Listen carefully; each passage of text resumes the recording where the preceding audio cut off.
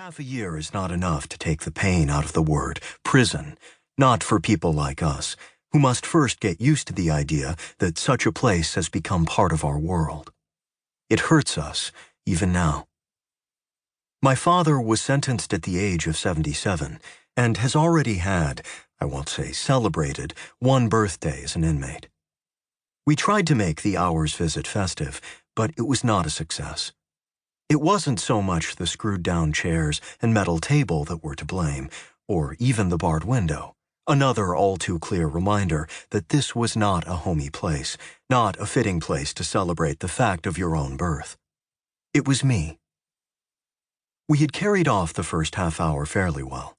We all sang Happy Birthday to You, my wife, Rebecca, and I, our children, Paul and Faye, my mother, and even Kotke, who had granted us certain exemptions that day. We ate the almond cake my mother has been baking for her husband almost all her life, and which she wanted to present uncut on a baking sheet the way she always does, because she enjoys cutting it with everyone looking on, waiting to have some. But the exemptions didn't go that far. When we were searched at the door, my poor mother, my 75-year-old mother, had to watch as a prison warden cut her almond cake into little pieces. "I assure you, I didn't bake a file into it," she said, with a forced cheerfulness that made me sad. They probably believed her, but of course, there are rules. I hate those words, hate having it pointed out to me that there are rules preventing what is reasonable. But they are words I have heard often since my father has been in prison. We talked about other birthdays my father had celebrated as a free man, when I suddenly found myself sobbing, quite unexpectedly. At first, I thought I could stop, and I fought back the sobs, but they grew heavier until I was weeping uncontrollably. My children had never seen their father in such a state, and stared at me in horror. Kotke, bless him, looked away, embarrassed. My mother, who was sitting on one of the screwed-down chairs, stood up and came toward me, but my wife reached me first. She took me in her arms, and I buried my face in her shoulder. After a few minutes, my sobbing fit was over, and I looked up.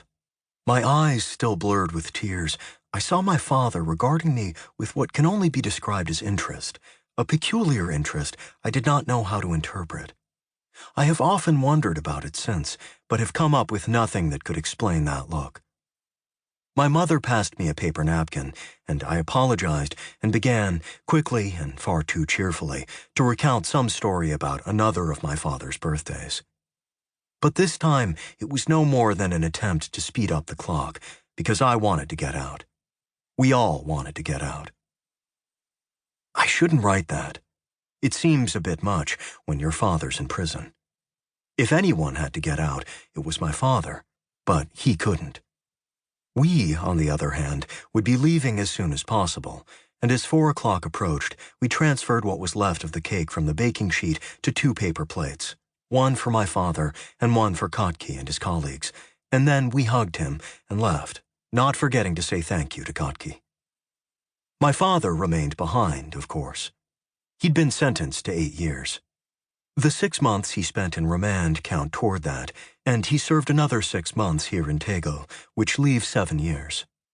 If he behaves well, and we firmly expect him to do so, he might be released in 3 or 4 years' time. Kotke has told us repeatedly that there is no better behaved inmate than my father, and that fuels our hopes. It would give him another few good years of life as a free man.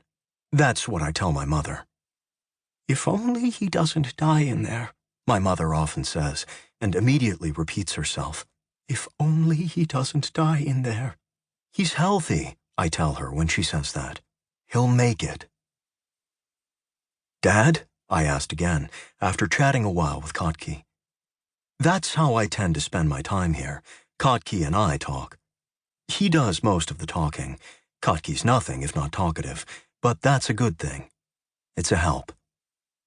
I find the silence of the prison intolerable because eerie sounds emanate from it that can be heard in the visitor's room, metallic noises I can't identify, not ringing out sharply, but flat and dull. At first, I thought I could hear rhythms, as if somebody was tapping or filing, but over